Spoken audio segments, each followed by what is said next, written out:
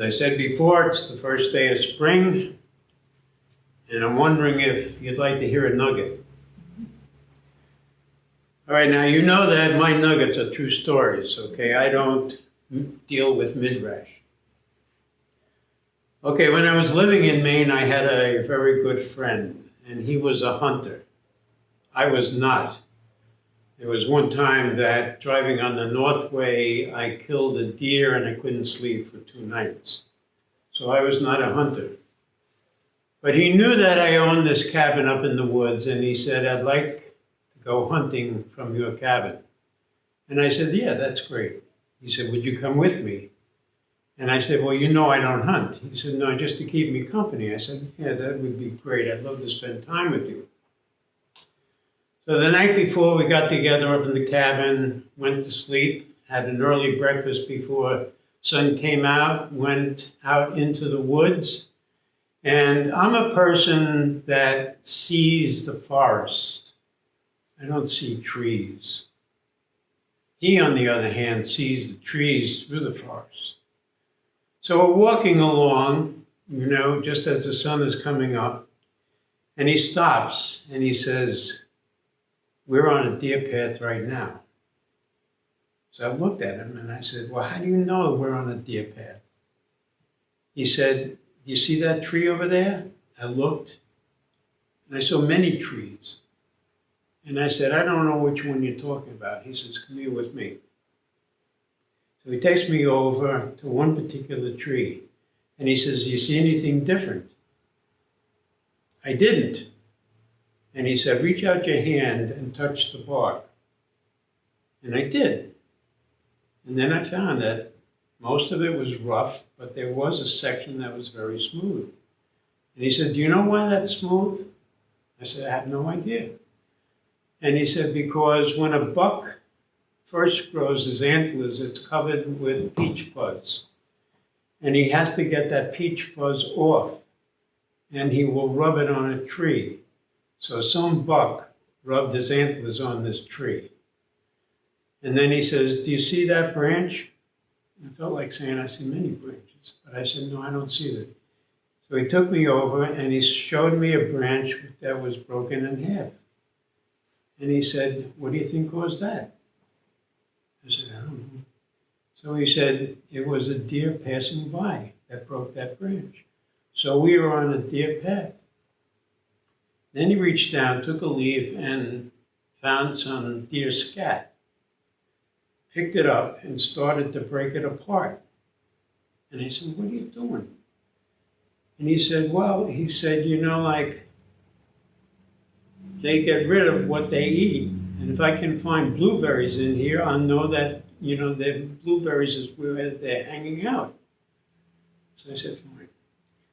So we went on for a little bit more, and then, around 9 o'clock in the morning, he said, we're going to sit on this ridge, and we're going to be quiet for 10 minutes, and we're going to see if there's any activity in the field below. Now, I didn't know anything about centering prayer in those days. I was pretty much an agnostic. So those 10 minutes were the longest 10 minutes of my life. So at the end of it, he says, no, there's no activity. We might as well go home. Now, the reason why I tell you that story is because I'd like to take all of you on a little trip down through this gospel today. Let's see if we can look at some of the trees.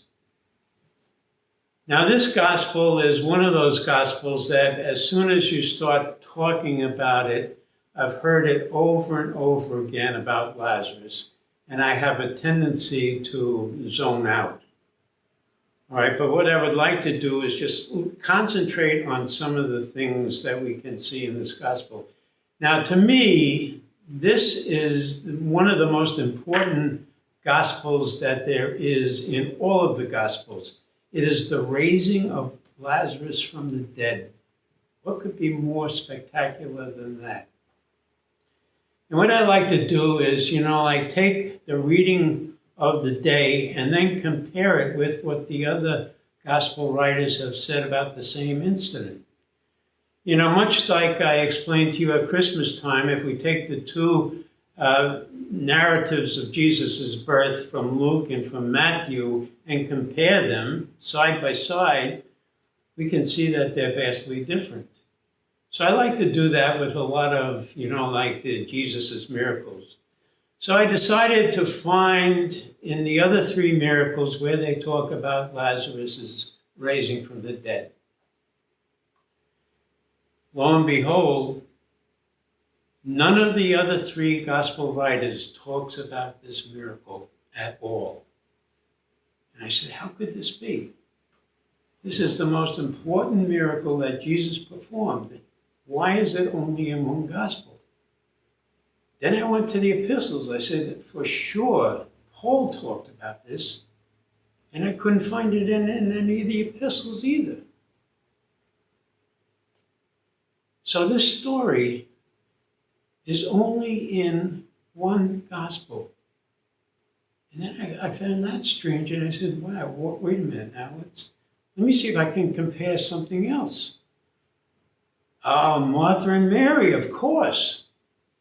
All right, I know that, Martha and Mary's story has to be somewhere else in the gospel. All right, so I searched the other three, and I finally found Luke mentions Martha and Mary. And I said, well, okay, but where's Lazarus? All right, if Martha and Mary are so close to Jesus, Lazarus, he weeps over Lazarus, so where is Lazarus in this story in Luke? Is he on a business trip? Where is he? No Lazarus. So then, I looked at it a little bit closer, and I said, in the story in Luke, all right, Martha is the one who is not listening to Jesus at all. And Mary is the one who's sitting at his feet, listening to every word that Jesus speaks. You would expect that John in his gospel about Lazarus would say the same thing, but it's different. All right, it's Martha who comes up and says, yes, I believe in the resurrection at the last day. She didn't listen to anything that Jesus said that day. And it's Mary that seems to poke at Jesus, very begrudgingly and saying, if you had only come, you could have prevented him from dying. So it seems like the roles are reversed between Luke and John. And then I'm saying, why is this? What's going on? And then I looked very closely and I said, well, what's the main message of this gospel? And the main message is, I am the resurrection. And I'm saying to myself, wait a minute. Did Jesus really know at that moment that he was going to be raised by his Father from the dead? Did he know that? And then immediately popped into my mind a story from my childhood. Now, I've gotten Bernie's permission to say this because she doesn't like me talking about nuns. All right. But in grammar school, we had this nun, and I can remember her saying that Jesus' divine nature saved him from suffering on the cross. In other words, he's up there on the cross, but he's not suffering. And even as a kid, I knew that there was something wrong with that. But I didn't know what it was. Now, to give the sisterhood due, all right, the sisters that a lot of us had that trained us the 3 R's, they went to teach us during the day and they went to college at night. And in college, they trained to be teachers. They did not train to be theologians, although some nuns did become theologians. So we can't hold her at fault for what she said. She was not a theologian. But at the same time, if we are to believe John's story about Lazarus and Jesus saying, I am the resurrection and the life, we have to say, how would he be aware of that? Did the divine nature tell his human nature that he was going to rise from the dead? I have a hard time believing that. So the more I look at this story, the more that I sort of realize what John is trying to do. All right, what John is doing is that he has a main theme. All right, and the main theme is that Jesus rose from the dead. All right, without that fact, we would not be sitting here right now. Without the fact that he rose from the dead, we would not be celebrating Good Friday, because Good Friday would have been the end of the end. All right, instead of the beginning of the beginning. So what I think that John was doing was that he was giving us a lesson. And in the way that Jews taught lessons, they taught them through midrash or parables like Jesus did, with a main theme and then build a story around it. So the main theme is Jesus rose from the dead. And as a result, like the early Christians, they celebrated that by saying, we are an Alleluia people. We have rejoice in our hearts because Jesus, even though he died on the cross, he rose from the dead. And the second thing that John was saying about this particular story is that Jesus' command is at the very end. Lazarus comes out, and you can imagine him almost like an Egyptian mummy, completely wrapped, bound hand and foot. All right, and what Jesus says is that unbind him and set him free.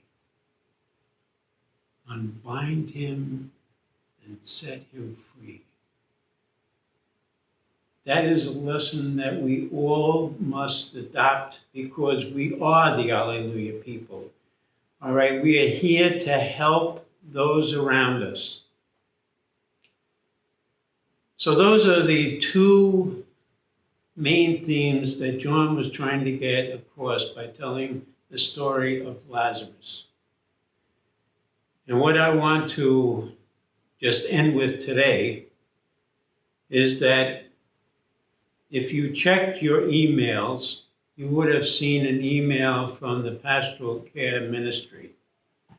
All right, the Pastoral Care Ministry is a ministry that is unbinding the people that are bound in our family. All right, we want to bring comfort to those who are suffering. All right, and we have this ministry that includes a telephone number, all right, that is only going to be answered by Terry and me. All right, and whatever is said on that hotline, all right, will go no further. It will not be shared with the rest of the ministry. And if somebody calls up that number and would like to speak to Donna or Drew, we will get that message to them.